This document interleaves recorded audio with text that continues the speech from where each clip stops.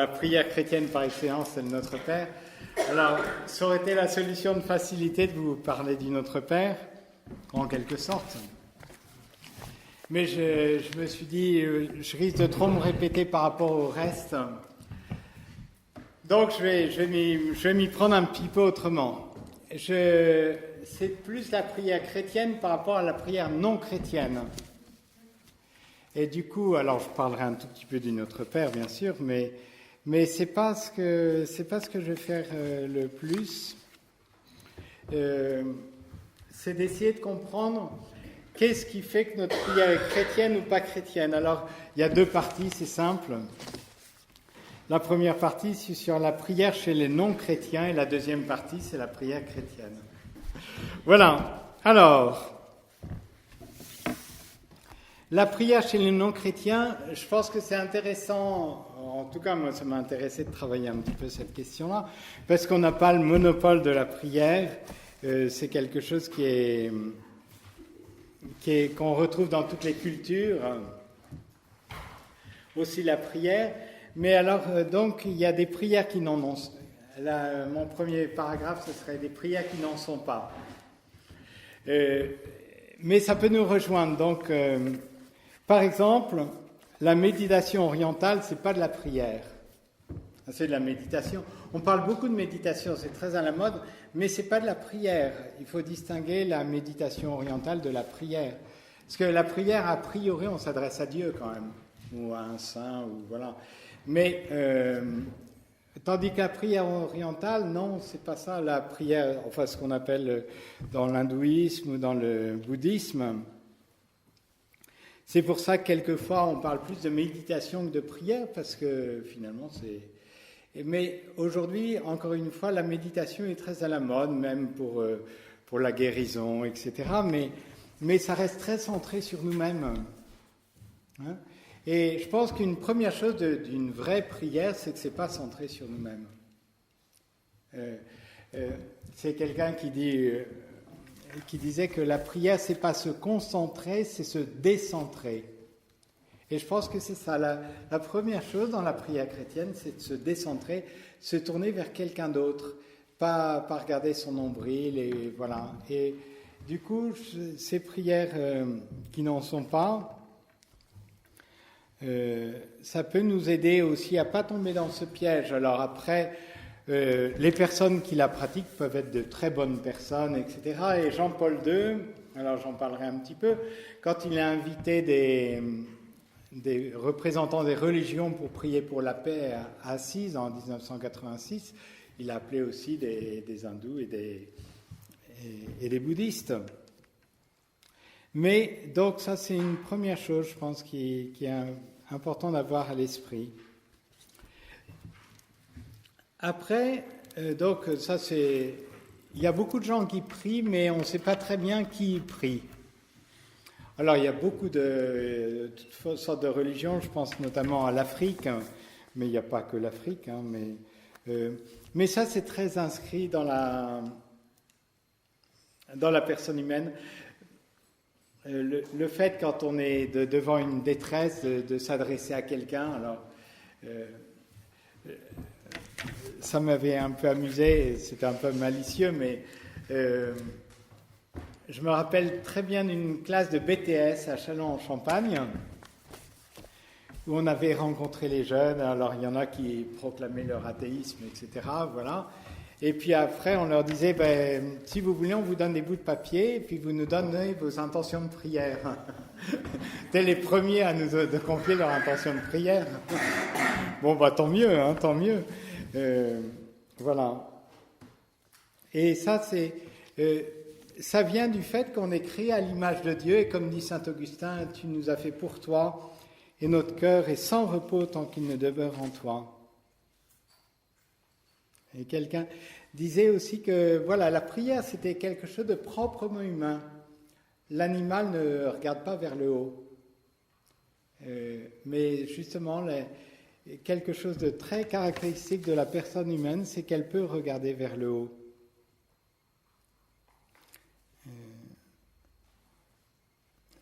Alors d'une autre manière, c'est le curé d'Ars qui dit est-ce que vous êtes des cochons? Parce que les cochons, ils mangent les glands et tout ça, mais ils ne regardent pas l'arbre d'où viennent les glands. Tandis que l'homme, il est appelé à pas seulement bénéficier des biens de la terre, mais à regarder vers le ciel, d'où lui viennent ces biens.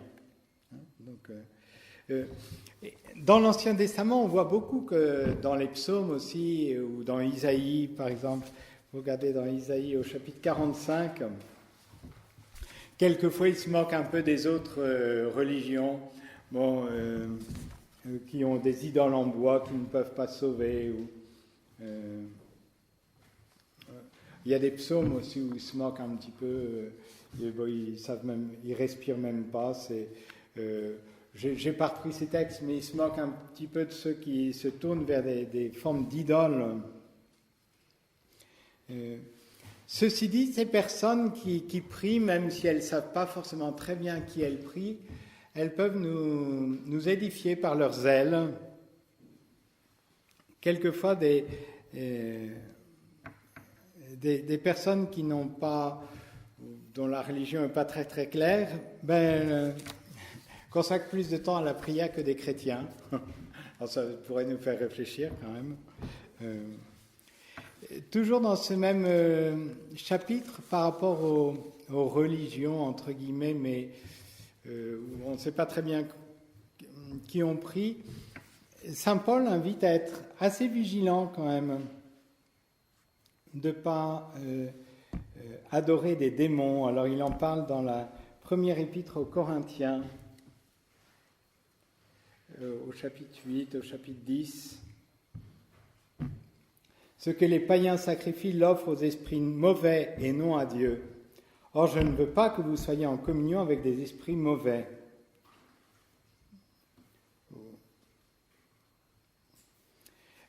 Là aussi, ces formes de religiosité peuvent nous faire du bien dans le sens où nous, on est quelquefois très matérialistes, donc on croit que ce qu'on voit. Mais du coup, Dieu, comme Dieu est invisible, c'est compliqué. Mais voilà, il y a des lieux où les gens sont beaucoup plus sensibles aux puissances spirituelles, aux esprits, que nous, bons catholiques, où quelquefois on n'y pense pas beaucoup. Or, alors il y a Dieu, mais il y a aussi tous les esprits invisibles, les anges, bons ou mauvais. Mais ça fait partie de la réalité aussi. Alors,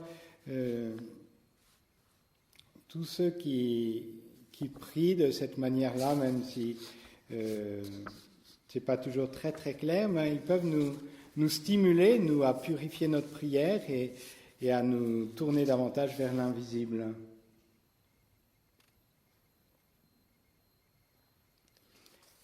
Il y a un passage de l'évangile de Saint Jean, que vous connaissez par cœur, c'est la Samaritaine. Alors on voit bien Jésus qui se situe par rapport à la Samaritaine. C'est aussi les Juifs vis-à-vis des Samaritains. Vous, alors comment je dis ça? Je ne sais pas exactement, mais en tout cas Jésus dit que les vrais adorateurs adoreront le Père en esprit et en vérité. Dieu est esprit et ceux qui l'adorent doivent l'adorer en esprit et en vérité. Pas seulement en esprit, mais aussi en vérité. Donc il y a des gens qui prient comme ça, qui sont très sincères, donc on n'a pas de jugement à porter sur ces personnes qui peuvent avoir beaucoup de sincérité dans leur prière, mais autre chose est d'être sincère, autre chose est d'être dans la vérité. Donc voilà. Ça va, je ne vais pas m'étendre davantage. Je vais parler de la prière des musulmans. Alors, il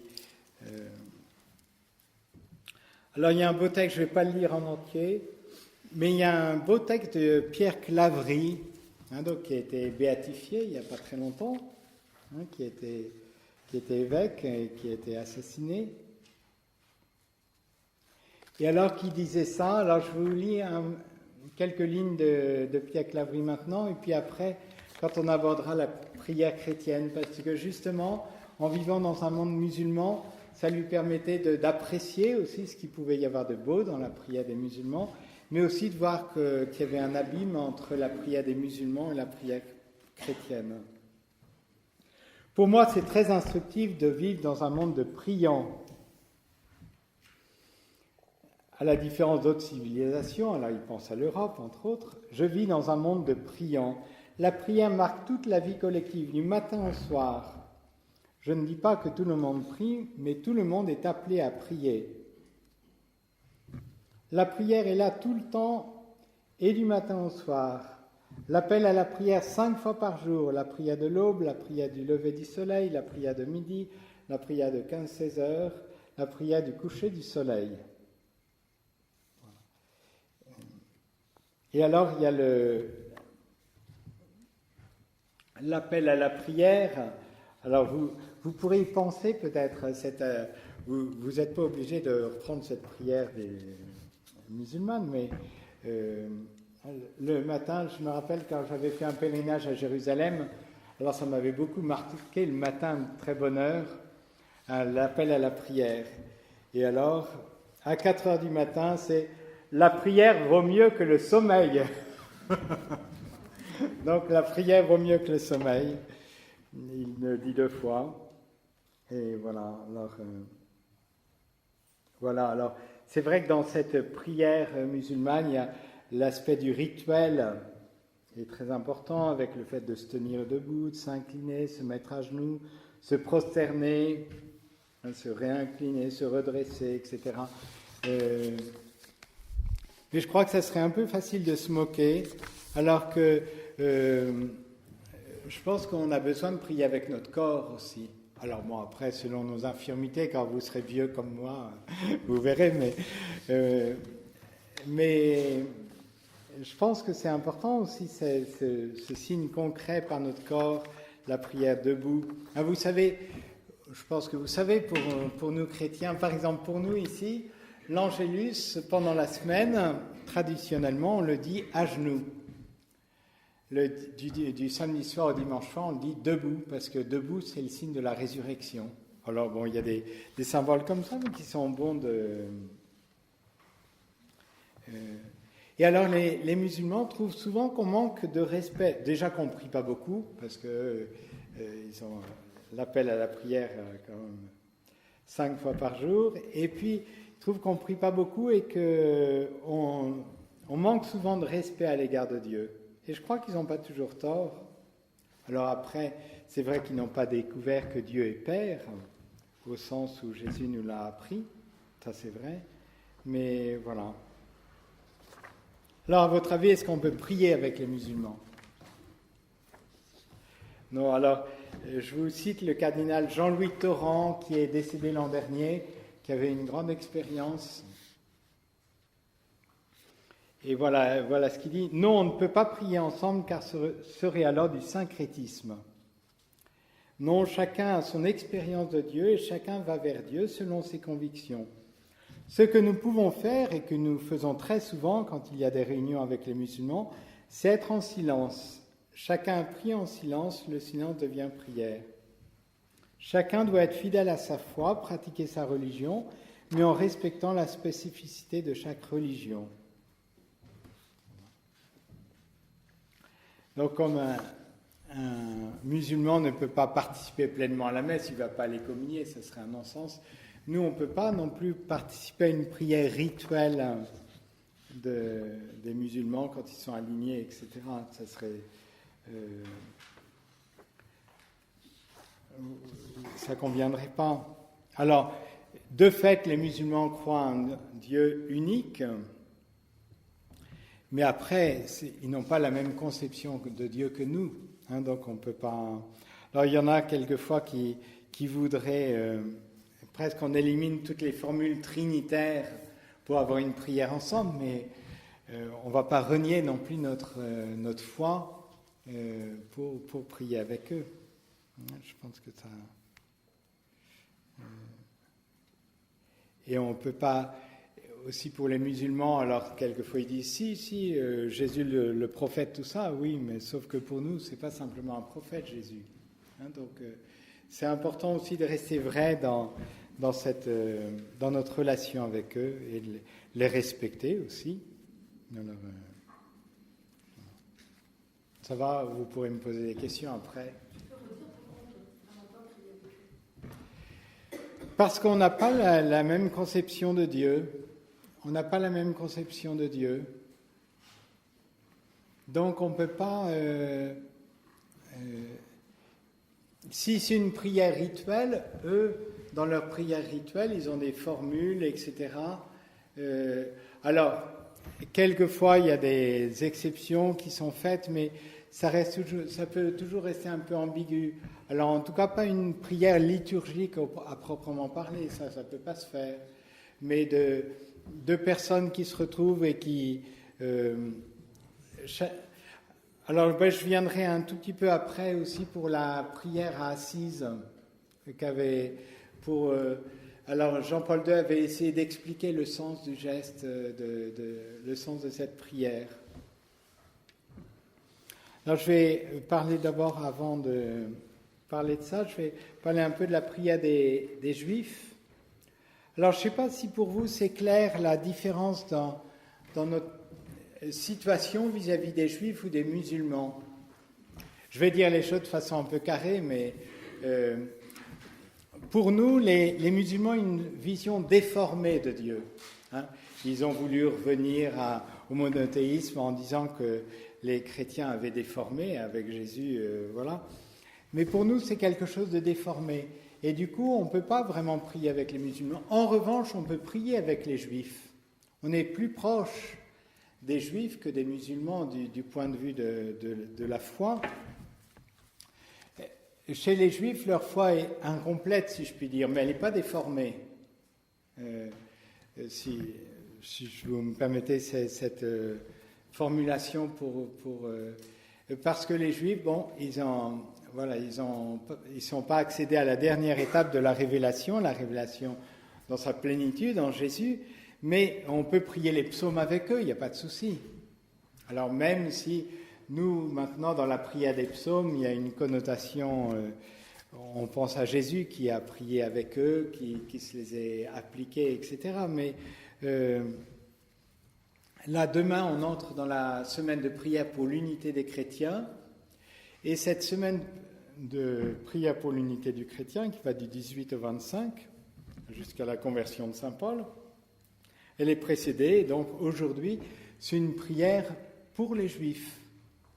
C'est une journée pour dire, alors ils ne sont pas chrétiens, mais ils ne sont pas loin. Enfin, voilà, et dans les intercessions le vendredi saint, donc il y a une intercession pour tous ceux qui croient en Dieu unique, etc. Et puis après, il y a une intercession spéciale pour les Juifs qui sont plus proches de nous. Voilà, donc c'est intéressant de le... C'est nos frères aînés, les Juifs. Les musulmans... Pardon ? Oui. Ils n'ont pas cru en Jésus, mais ils n'ont pas déformé l'Ancien Testament non plus. Tandis que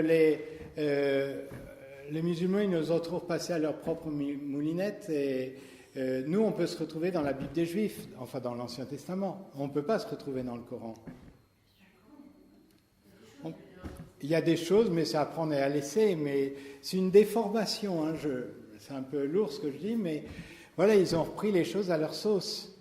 Et aussi parce que ils ont été en contact avec des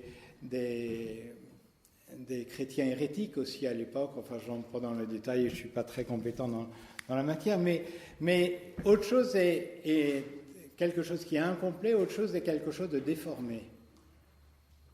C'est pas la même chose. Donc, et c'est ce qui fait qu'on est beaucoup plus proche des Juifs que des musulmans. Proche au niveau de la foi. Après, humainement, on peut être très proche de certaines personnes musulmanes. Ça, c'est une autre affaire. Hein. Et puis, encore une fois, ça ne remet pas du tout en question la qualité des personnes. Et ça, c'est une autre affaire. Mais au niveau de la foi et de la vérité de la foi, on est plus proche. Voilà. Alors justement, donc, Jean-Paul II avait voulu cette rencontre interreligieuse à Assise Et alors, un peu le slogan, on pourrait dire, qui avait été adopté, c'est qui ne prieraient pas ensemble, mais qui seraient ensemble pour prier. Hein, donc, ça, c'était un peu le slogan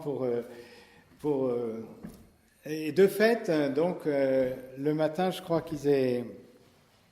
chacun a prié dans son lieu.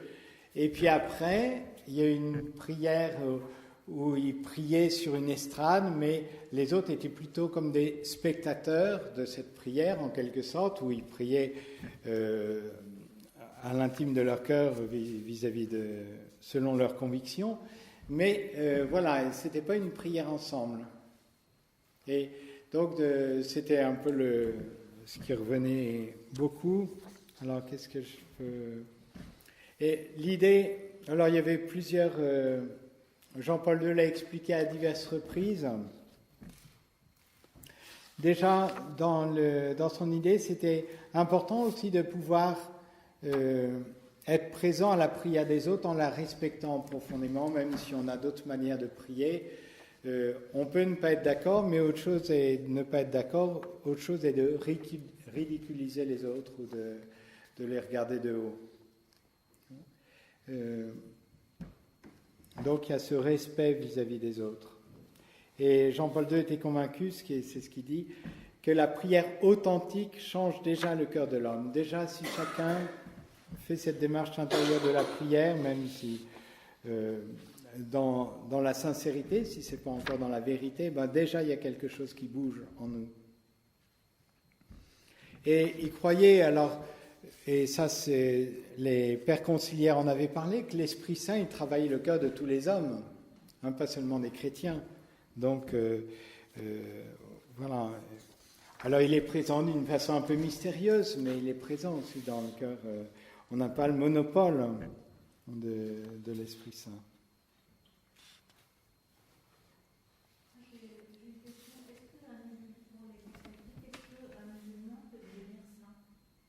Est-ce qu'un musulman peut devenir saint?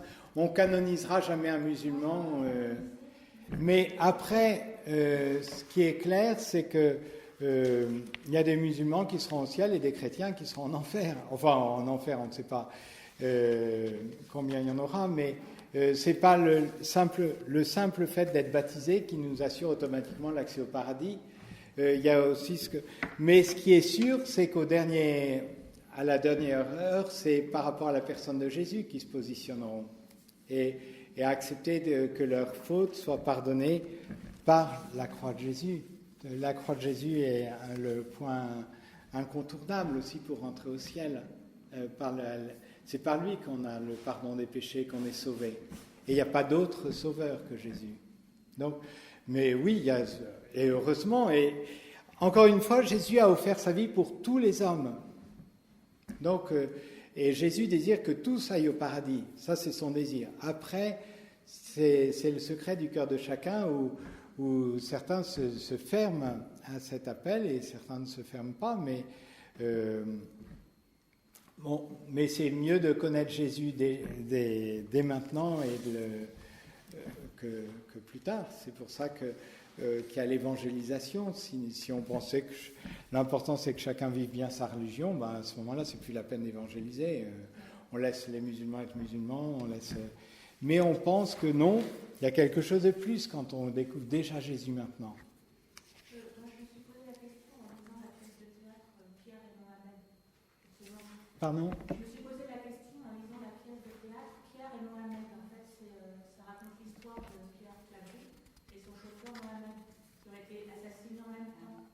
Et quand on lit les écrits de ce jeune homme, là, le chauffeur de 21 ans, c'est assez... Alors après, je vais continuer un peu mon affaire, mais après encore une fois, il y a des musulmans qui ont sans doute une meilleure place au ciel que moi. Hein, donc ça ne juge pas des personnes, ça juge quand même de la vérité d'une conception de Dieu. Et on pense que la conception chrétienne de Dieu est la vraie conception. Hein? Alors, je continue.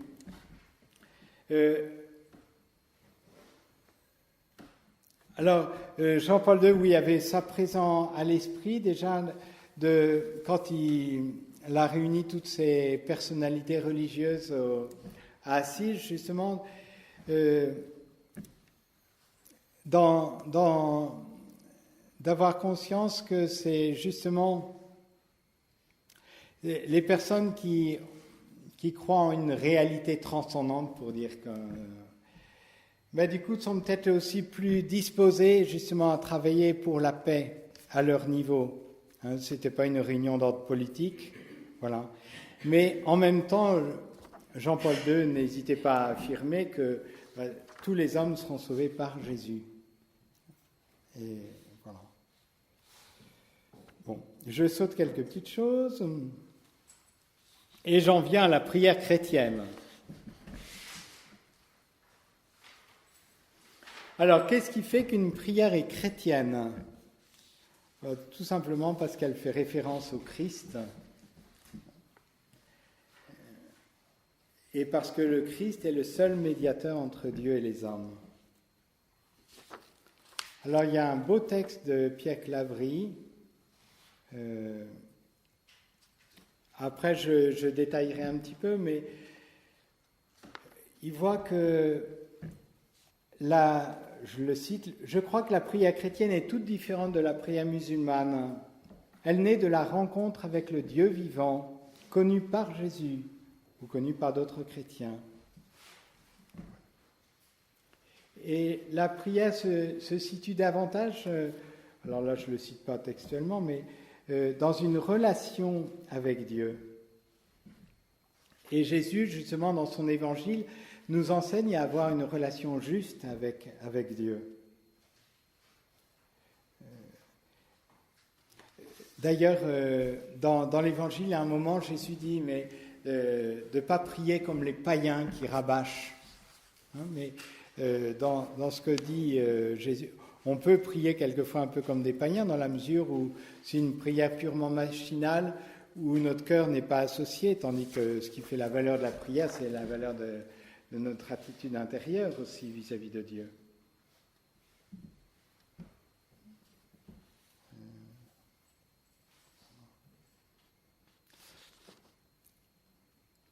La prière chrétienne, pour reprendre,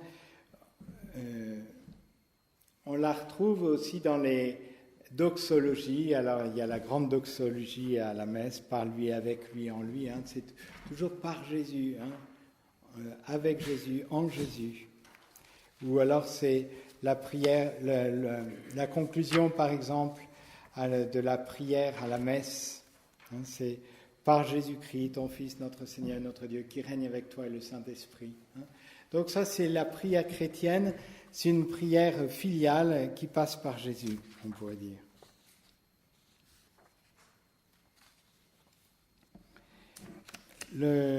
Alors là je vais parcourir plusieurs éléments pour éclairer petit à petit des facettes de la prière chrétienne. Je pense que c'est bien d'avoir conscience, et alors là ça nous relie aussi à nos frères aînés juifs, que la prière chrétienne, elle n'est pas née du jour au lendemain, dans le sens où déjà elle a ses racines dans l'Ancien Testament. Il y a on voit la prière de Noé, on voit la prière d'Abraham, on voit la prière de Moïse, on voit la prière de David et tous les psaumes qui lui sont attribués, on voit aussi les prophètes qui rectifient la prière pour qu'elle soit vraiment avec le cœur et que ce ne soit pas uniquement rituel. Donc on voit que de garder bien à l'esprit que cette prière chrétienne, alors nous aussi, ça nous fait toujours du bien. Je n'ai pas repris les passages du catéchisme de l'Église catholique, mais le catéchisme de l'Église catholique, quand il parle de la prière, il commence à revoir un petit peu cette préparation à la prière chrétienne dans l'Ancien Testament. Parce que nous, ça nous fait toujours du bien. Je crois qu'on a beaucoup à apprendre d'Abraham, de sa foi, voilà. Mais ensuite, donc, avec Jésus, alors ça ouvre un horizon tout différent parce que Jésus nous donne de connaître Dieu. Alors c'est ce que dit Saint Jean au chapitre 1. Personne n'a jamais vu Dieu, mais le Fils unique, qui est Dieu et demeure auprès du Père, l'a fait connaître. Donc Jésus nous révèle le Père. Alors c'est ce qui apparaît aussi dans le dialogue avec la Samaritaine. Hein.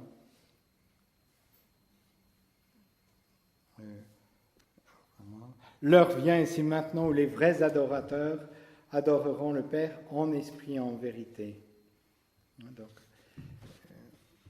alors cette connaissance que Jésus donne de son Père, c'est pas uniquement une connaissance d'ordre intellectuel, c'est pas d'abord des idées sur Dieu, c'est plus une connaissance du cœur. Alors vous connaissez sans doute la prière de Sainte Élisabeth de la Trinité. Ah, ça c'est une prière chrétienne par excellence, hein, où voilà,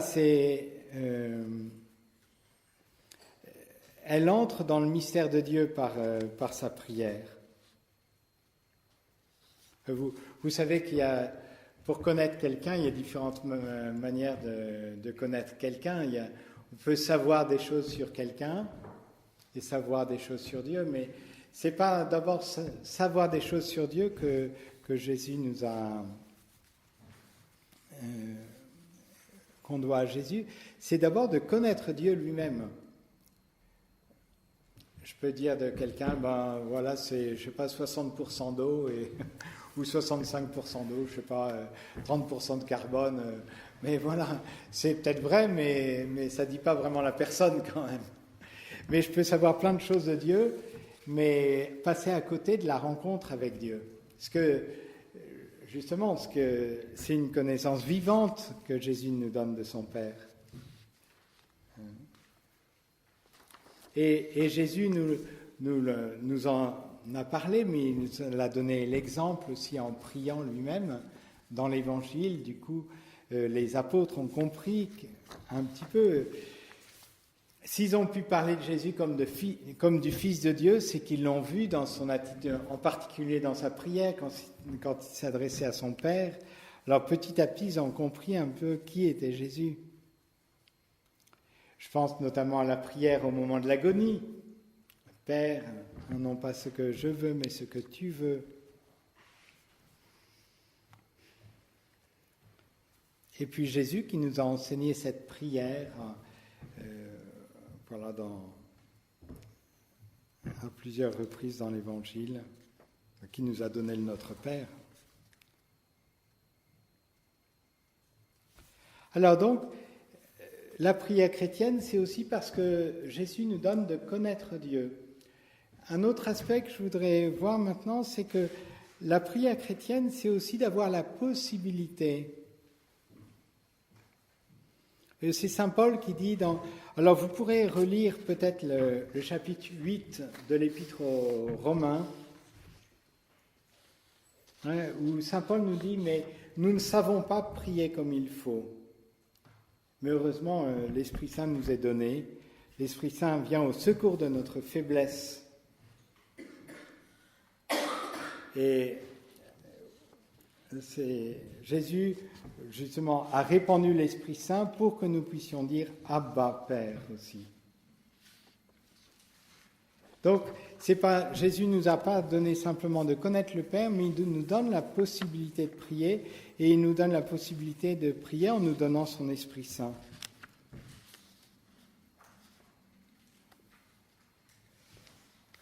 Et il nous donne son Esprit Saint, pour continuer encore, justement par la croix. Hein, quand il remet l'Esprit, alors on peut écrire l'Esprit avec un petit E, mais on peut écrire l'Esprit avec un grand E. Hein. C'est le moment où Jésus donne sa vie, c'est le moment où l'Esprit nous est donné. C'est comme la première Pentecôte ici, au moment de la croix. Alors, vous vous rappelez comment on commence l'office habituellement ? Dieu, viens à mon aide. Hein. Je pense que ça pourrait être au début de chaque prière, en ayant conscience, et là ça nous rapproche un peu de nos frères musulmans qui disent mais qui on est devant Dieu, qui ont davantage le sens de la transcendance de Dieu. Mais justement, cette invocation au début de la prière, c'est « Viens à mon aide », parce que je ne sais pas prier comme il faut. Et en même temps qu'on fait ça, on fait le signe de croix.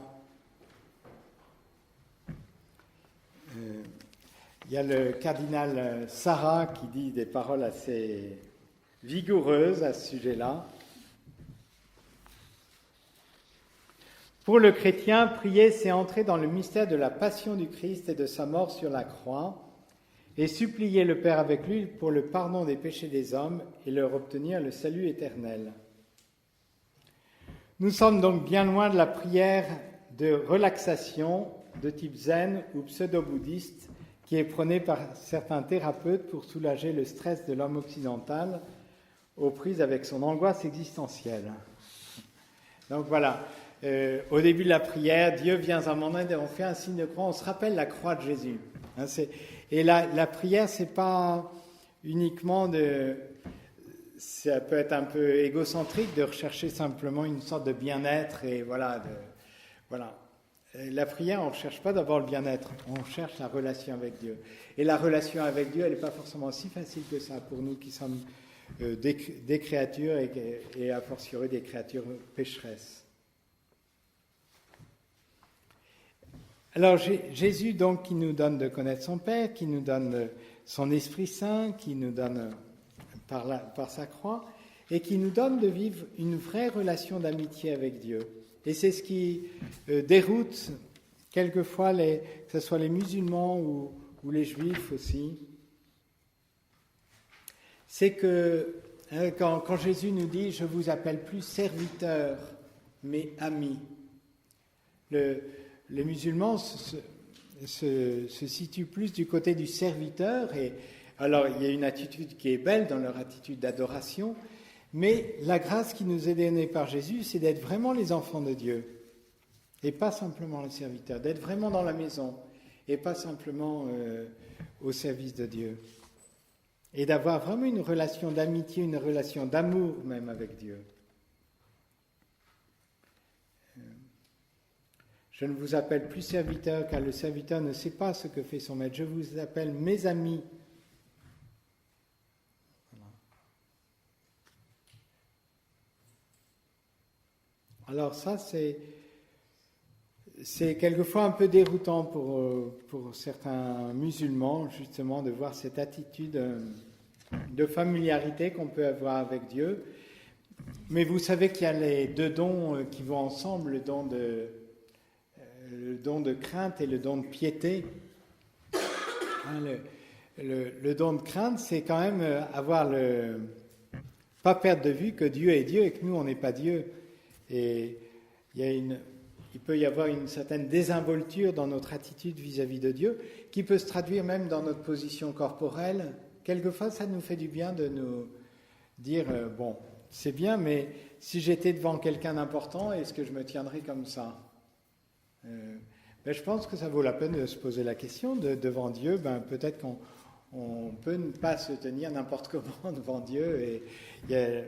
Alors, il ne s'agit pas d'être forcément à genoux droit, et voilà, pas forcément. Certaines fois, ça peut peut-être pas nous faire de mal, mais voilà, il y a une tenue aussi dans la prière qui doit traduire notre respect à l'égard de Dieu. Donc le don de crainte et le don de piété, c'est vraiment, on pense que Dieu nous aime vraiment comme un père et qu'on peut avoir tout à fait confiance en lui. Et voilà, donc il faut avoir les deux en même temps, cette proximité et ce respect.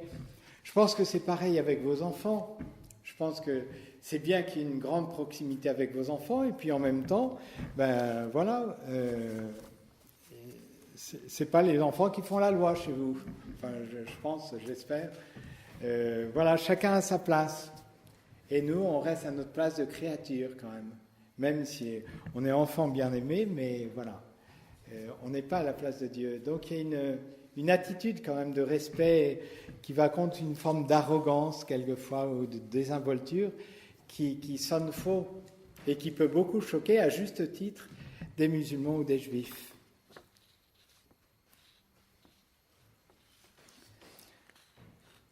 Donc là, autre aspect encore, cette prière chrétienne, alors je l'ai déjà dit un petit peu, mais ça implique vraiment une relation particulière avec Jésus.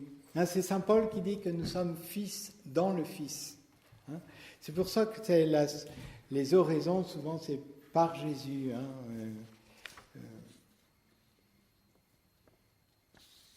Vous vous rappelez dans l'évangile de Saint Jean, quand Jésus chasse tous les vendeurs du temple, après, et voilà ce qu'il dit: « Détruisez ce sanctuaire et en 3 jours je le rebâtirai. » Alors il se moque de lui, et, « Oh, il a fallu 46 ans pour le bâtir et toi tu le relèverais en 3 jours. » Mais Saint Jean lui dit, lui parlait du sanctuaire de son corps. Quelque part, c'est Jésus qui a pris le lieu du temple, la place du temple, et nous, c'est en Jésus qu'on vient prier le Père. Ou c'est saint Paul aussi qui dit aux Éphésiens: « Par lui, le Christ, nous avons dans un seul esprit accès auprès du Père. Ainsi donc, vous n'êtes plus des étrangers ni des gens de passage, vous êtes concitoyens des saints, vous êtes membres de la famille de Dieu. » Donc, mais ça, c'est par Jésus qu'on est membre de la famille de Dieu.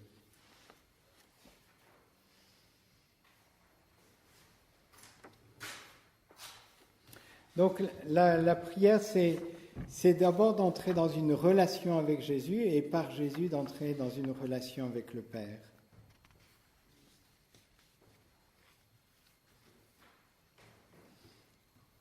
Un autre aspect encore de la prière chrétienne,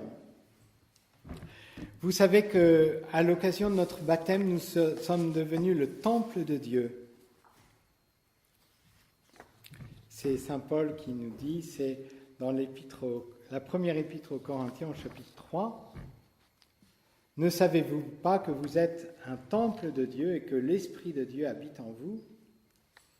Si quelqu'un détruit le sanctuaire de Dieu, cet homme, Dieu le détruira, car le sanctuaire de Dieu est saint et ce sanctuaire, c'est vous. » Alors, ce verset, on l'applique en particulier pour la prière d'oraison. Hein. Quand on se recueille, c'est parce que Dieu est présent en nous d'une manière très particulière depuis l'instant de notre baptême. Nous sommes le temple de Dieu. Donc la prière d'oraison se rattache quand même beaucoup à cette conscience, cette présence de Dieu qui nous habite.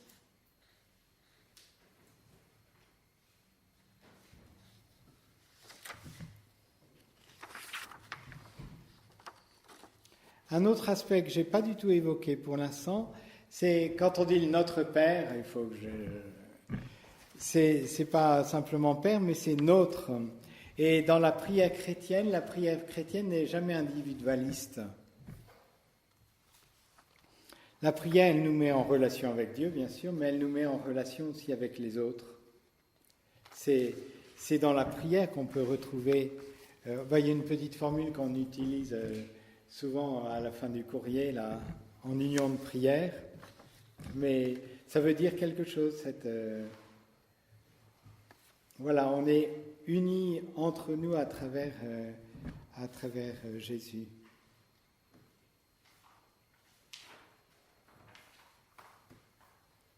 Et quelque part, justement, il y a un lien entre cette communion avec Dieu et cette communion avec le prochain. C'est pour ça que Jésus dit, mais si tu te rappelles là que, je ne sais plus si c'est là, ah oui, si donc tu vas présenter ton offrande sur l'autel et que là tu te souviennes que ton frère a quelque chose contre toi, laisse ton offrande là devant l'autel et va d'abord te réconcilier avec ton frère, puis viens présenter ton offrande. Hein, cette communion avec Dieu qui va de pair avec la communion avec nos frères et sœurs. Et la prière chrétienne, justement, c'est une prière qui ne supporterait pas d'être en inimitié entretenue volontairement avec les autres. Alors c'est saint Jean qui revient beaucoup là-dessus quand il dit « Celui qui n'aime pas son frère qu'il voit ne peut aimer Dieu qu'il ne voit pas ». Donc c'est un autre aspect de la prière chrétienne important, c'est cette... communion avec les personnes qui sont sur la terre, proches ou lointaines, mais aussi avec ceux qui sont déjà auprès de Dieu. Alors, vous connaissez des... Ah, oh, pardon, j'ai oublié de couper. Toc. Toc. Ah non, ça coupe pas. Toc, voilà. c'est mieux comme ça.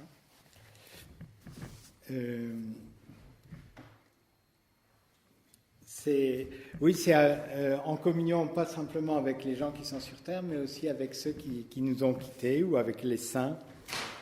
Donc,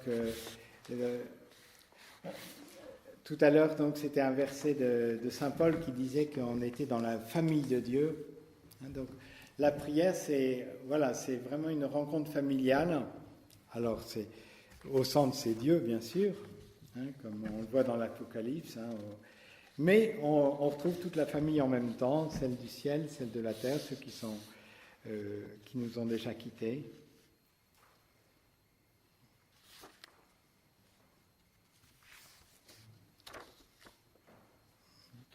Et puis un dernier mot peut-être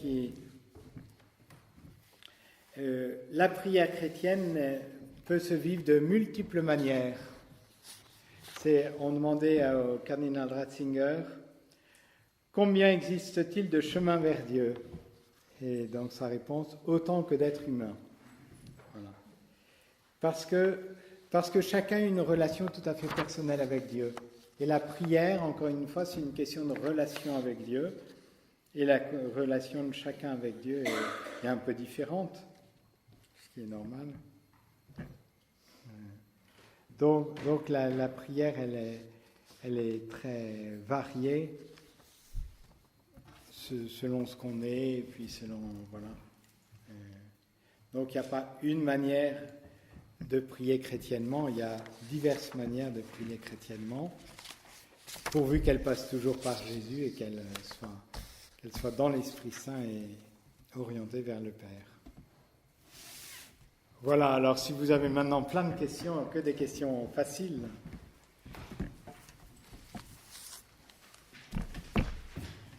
Allez-y. Pardon?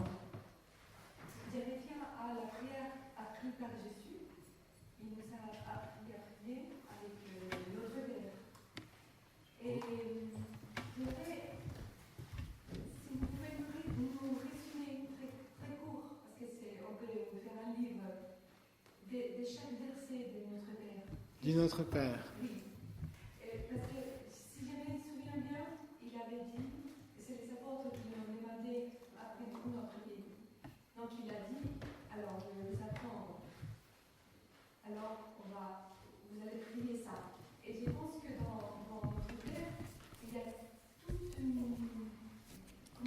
éventail des aspects Très bien. de Dieu et de notre relation à Dieu qui est très important. Et on prie tous les jours de notre Père, mais je pense qu'on n'est pas traité de beaucoup de profondeur. Merci pour votre question. Alors, je me saute dans le bassin, là. Alors, le Notre Père... Alors, le Notre Père, c'est vrai que ce qui est la première chose intéressante à noter, c'est que les apôtres ne lui demandent pas une prière, mais ils demandent « apprends-nous à prier ». Et il leur donne une prière. Mais dans cette prière, à travers cette prière, il leur apprend à prier. Et dans cette prière, alors c'est saint Thomas d'Aquin qui dit que dans la manière dont sont disposées les choses dans le Notre Père, il y a tout un enseignement aussi. Vous savez que dans le Notre Père, il y a deux parties. On retrouve ça aussi dans le Je vous salue Marie d'ailleurs. La première partie, on est vraiment tourné vers Dieu. On parlait de la prière chrétienne qui consistait d'abord à se décentrer. Et dans toute la première partie du Notre Père, on se décentre, Notre Père qui es aux cieux. On se tourne vraiment vers lui.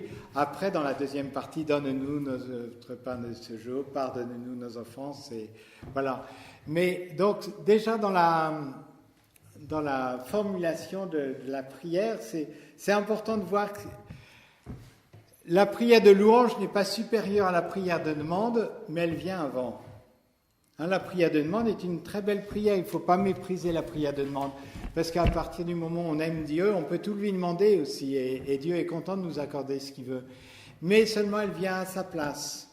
Si on vient à Dieu seulement pour lui demander des choses, mais qu'on ne s'intéresse pas à lui finalement, on s'intéresse qu'à obtenir des choses, la relation est faussée. Toute la prière, c'est une question de relation.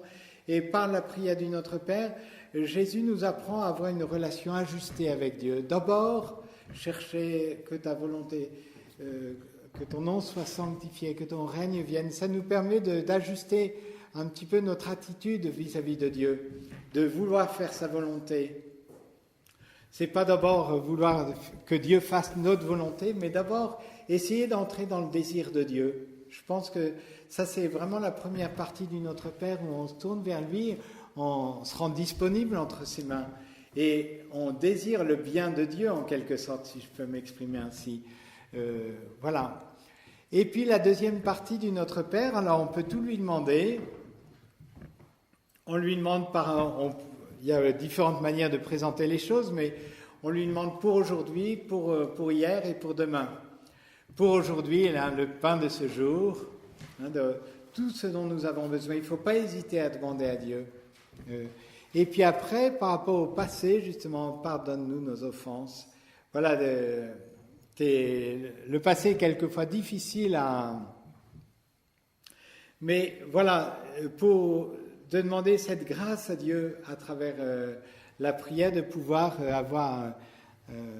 de pardonner à ceux qui nous ont fait du mal, ou pardonner ce qu'on nous a fait de mal, ou voilà, ça peut être un pardon assez large aussi. Il y a des gens qui restent bloqués sur une épreuve dans leur passé, et du coup ça les empêche d'avancer aussi. Donc voilà. Et puis par rapport à l'avenir, délivre-nous du mal. Alors là aussi, ne nous laisse pas succomber à la tentation, ne nous laisse pas entrer en tentation. Voilà, parce qu'on sait qu'on n'est pas des héros et que...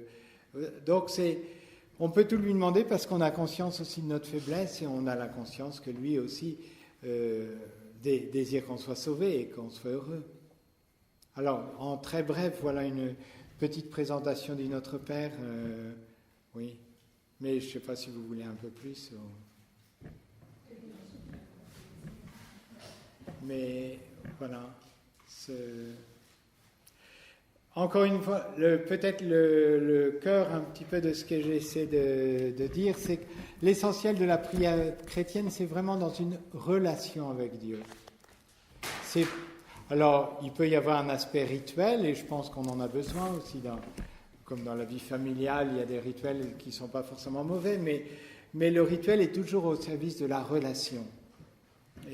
Et là, ce qui intéresse le bon Dieu, c'est la relation qui est avec nous et qui s'exprime dans la prière. Et la prière, c'est un lieu privilégié où justement on peut prendre conscience de certaines attitudes vis-à-vis de Dieu, vis-à-vis des autres qui ne sont pas ajustées. Alors, quand Pierre Claverie faisait référence aux béatitudes, en disant, voilà, Jésus qui nous donne les béatitudes, c'est pour avoir une relation aussi plus ajustée vis-à-vis de Dieu. Voilà. Et mettre les bonnes choses en premier et pas... parce qu'on ne met pas forcément les bonnes priorités.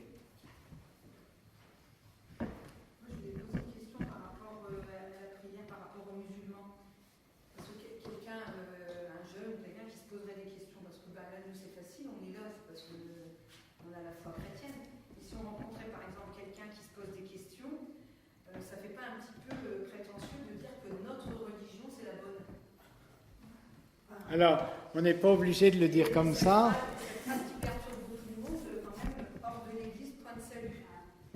Alors, hors de l'Église, point de salut, il faut bien le comprendre, parce que, comme le guide disait, entre autres, le cardinal Journet, les limites de l'Église, ce n'est pas exactement celles qui sont baptisées ou pas baptisées.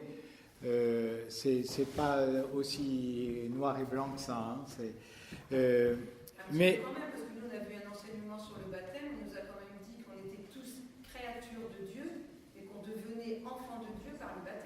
Oui. Donc, quelqu'un qui n'est pas baptisé, il n'est pas vraiment dans l'Église non plus quand même. Ah non, il n'est pas dans l'Église, non. Non, il n'est pas dans l'Église, mais... Non, mais comment on peut expliquer à quelqu'un cette phrase hors d'Église, point de salut, tu dis qu'il faut expliquer Alors... Comment on peut l'expliquer?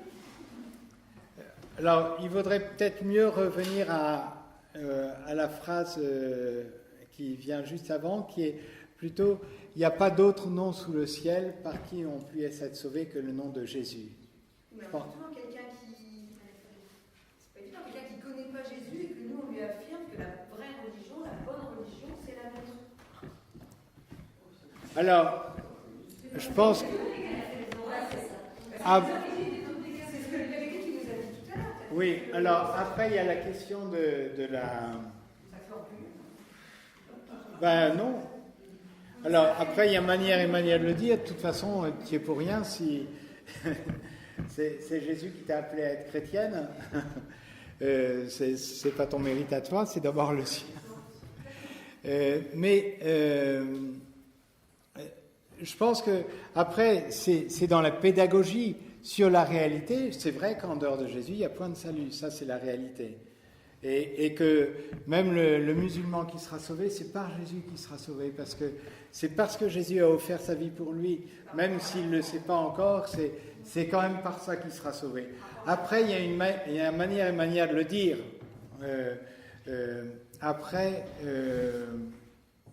Alors après, ça dépend beaucoup de la personne que tu as en face de toi, de lui faire découvrir l'amour de Jésus qui a donné sa vie sur la croix pour lui.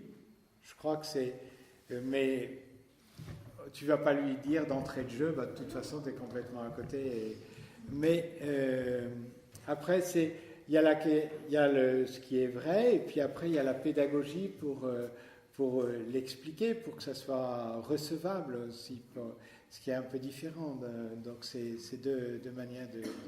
Comme dire, on ne dit pas brutalement aux gens, de toute façon, vous n'êtes pas enfant de Dieu, vous... Mais, alors, après, ça dépend ce qu'on met sous les mots, mais c'est vrai, malgré tout, que c'est par le baptême qu'on devient enfant de Dieu. Mais, alors après, il faut l'expliquer, donc il faut essayer de trouver les mots les plus adéquats. Mais ça dépend beaucoup de la personne qu'on a en face de soi. Donc, je ne peux pas donner une réponse trop générale là-dessus. Est-ce que dans ce contexte de baptême, c'est peut-être pas la conversion? Le vrai baptême, c'est quand on est converti et qu'on veut suivre Jésus. C'est pas quand on est, on nous balance dans ces chemins. C'est vraiment quand on est converti. Alors, c'est un peu les deux quand même. Le petit bébé, bon, c'est vrai, on ne lui demande pas son avis, toc. Mais il reçoit vraiment la grâce. Et ça manifeste que c'est vraiment Dieu qui a l'initiative. Parce que c'est important de voir quand même que la grâce nous précède toujours un peu. Alors, après, c'est vrai qu'il faut correspondre à la grâce qu'on a reçue. Deviens ce que tu es. Hein. Et ça, on est appelé à le devenir. Et il y a des chrétiens qui ne deviendront jamais chrétiens, qui ne deviendront jamais vraiment ce qu'ils sont. Parce que la grâce de leur baptême, ils ne s'en occupent pas trop. Hein, donc, mais il ne faudrait pas réduire quand même le baptême à quelque chose... il y a une grâce objective qui nous est donnée dans tous les sacrements. Alors après, bien sûr, c'est... comme toujours, il faut une rencontre entre cette grâce objective et puis nous, il faut qu'on y corresponde à la grâce. Mais c'est pas uniquement notre part à nous, c'est d'abord la part de Dieu qui nous a donné une grâce qui nous est donnée et nous qui accueillons vraiment cette grâce. C'est vrai que si la grâce de mon baptême m'est donnée mais que j'en fais rien, c'est comme une graine qui reste au grenier bien au sec, elle germe pas, elle porte pas de fruits et voilà, ça fait rien. C'est vrai que ça peut porter du fruit qu'avec ma collaboration au moment où peut-être j'ai une vraie conversion, voilà. Parce que je ne peux pas concevoir qu'il y a des enfants qui naissent et qui ne soient pas dans ces baptêmes. Ça veut dire c'est tous les enfants musulmans, tous les enfants juifs, tous les enfants indiens qui sont dans plein de religions. Si Dieu s'il a sauvé tous les hommes, et donc pourquoi ils vont être sauvés que les enfants qui sont nés dans la religion chrétienne? Donc je comprends pas. Ouais, je crois qu'il ne faut pas se traumatiser. Le bon Dieu, bon, il sait sauver ils désirent vraiment sauver tous les hommes. Hein. Donc si c'est pas par leur faute tout ça, clairement Dieu. Mais en même temps, il ne faudrait pas dire bon, de toute façon Dieu aime tout le monde, donc arrêtons de baptiser les petits enfants. De toute façon, non. Le baptême des petits enfants pour nous, c'est toujours la foi en cette grâce de Dieu qui œuvre et qui ne veut pas attendre. Et même si c'est un peu mystérieux, la grâce du baptême qui œuvre dans le cœur d'un enfant, ne le privons pas de cette grâce qui lui est déjà donnée. Après, moi, je ne suis pas très inquiet. Je sais que Dieu, son désir, c'est de sauver tous les hommes. Il n'y a que si quelqu'un veut vraiment résister à la grâce, je pense qu'il... Mais ceci dit, il ne faut pas minimiser la grâce des sacrements. Si Dieu nous a donné les sacrements, c'est par rapport à notre faiblesse et tout ça, et je pense que c'est... Excusez-moi, est-ce que c'est Jésus qui nous a donné les sacrements ou c'est après Jésus les hommes qui ont créé les sacrements? Alors, dans la définition du sacrement, on dit bien que c'est institué par Jésus-Christ pour notre sanctification. Hein. Alors, il y en a, c'est plus ou moins visible. Après, c'est comme dit Saint Jean, il y a des choses que c'est né. Alors, le mariage n'a pas été considéré tout de suite comme un sacrement, par exemple, mais petit à petit, dans la réflexion, on a considéré que Jésus, oui, que ça faisait partie de la volonté de Jésus d'en faire un sacrement. Après, pour le sacrement du baptême, bon, dans la finale de l'évangile de Saint Matthieu, baptisez-les au nom du Père et du Fils et du Saint-Esprit, c'est quand même dans l'évangile de Saint Matthieu. Hein, donc, c'est pas non. Il ne faudrait pas dire purement et simplement que c'est une invention de l'Église. Ou, voilà. Alors, c'est vrai qu'il y en a qui ont été mis en forme par l'Église, ça c'est vrai, mais l'Église y a vu l'intention de Jésus d'abord, de donner l'Eucharistie, oui, le pardon aussi, le sacrement de c'est quand Jésus apparaît, ceux à qui vous remettrez leurs péchés leur sont remis. Donc il y a des choses qu'on peut rattacher assez explicitement à la volonté de Jésus. Non, c'est quelqu'un d'autre. Oui, oui. Alors d'une façon plus ou moins directe, mais en tout cas on peut les rattacher à une volonté de Jésus.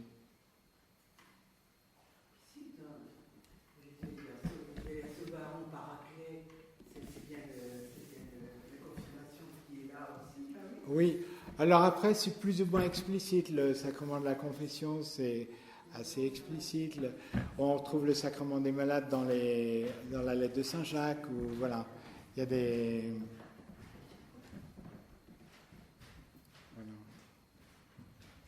Voilà. Après il faudrait regarder pour expliquer plus pour chaque sacrement en particulier, mais il y a une grâce qui est vraiment donnée dans chaque sacrement. Qu'il ne faut pas minimiser.